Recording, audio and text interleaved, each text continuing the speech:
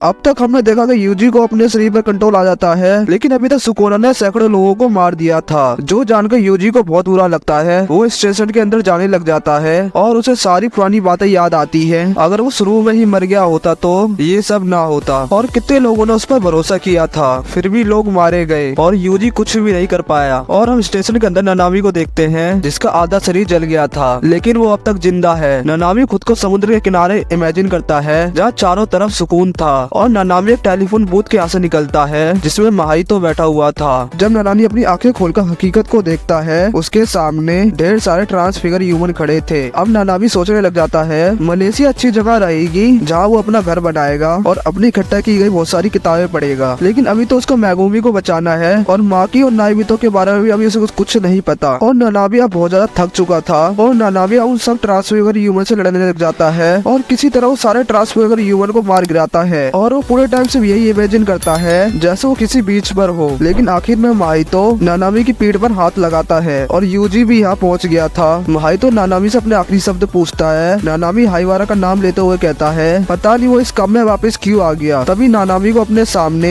हाइवारा दिखाई देता है, और नानामी खुद से कहता है कि वो ऐसा नहीं कर सकता, और वो यूजी से ये सब नहीं कह सकता। हाइवारा पीछे की ओर इशारा करता है, और नानामी पीछे मुड़कर यूजी को देखता है और मुस्कुराते हुए कहता है, और आगे तुम सब संभाल लेना। और माहितो नानामी के शरीर को ब्लास्ट कर देता है, और नानामी की इससे मौत हो जाती है। और ये देखकर यूजी को बहुत बड़ा शौक लगता है, और वो माहितो से चिल्लाते हुए पूछता है, उसने ये क्यों किया। इस पर माहितो कहता है, यूजी चिल्लाओ मत, बहरा नहीं हूँ मैं। अब यूजी माहितो की ओर बहुत गुस्से में भागता है। अब माहितो यूजी की तरफ एक ट्रांसफिगर ह्यूमन फेंकता है, जो एक बड़ी सी दीवार बन जाता है, और यूजी स्पाइक को आराम से तोड़ देता है। और तभी माहितो अपने एक टेक्निक का यूज करता है, जो एक मॉन्स्टर बन जाता है, जो यूजी को खाने की सोचता है। यूजी उसके दांत पकड़कर उसको रोक लेता है, और यूजी माहितो से पूछता है, वो इतने सारे लोगों की जिंदगी के साथ खिलवाड़ कैसे कर सकता है। यूजी की बात सुनते माहितो हंसने लग जाता है, और कहता है, लोगों को मारने के लिए उसे किसी वजह की जरूरत नहीं है। फिर भी वो यूजी को एक डेमो दिखाएगा, और माहितो अपने एक हाथ को जुनपी के चेहरे जैसा बनाता है, फिर उसे स्टैप करता है, और कहता है कि तुम और मैं एक जैसे हैं। जब तक तुम इस बात को स्वीकार नहीं करोगे, जब तक तुम मुझसे नहीं जी सकते। जैसे ही माहितो पंच करता है, यूजी उसके सामने से गायब हो जाता है, और माहितो को एक जोर से लात मारता है, जिससे माहितो को चोट लगती है। वो यूजी को उस मोस्टर से मारने और कुचलने की कोशिश करता है, लेकिन यूजी उस मोस्टर को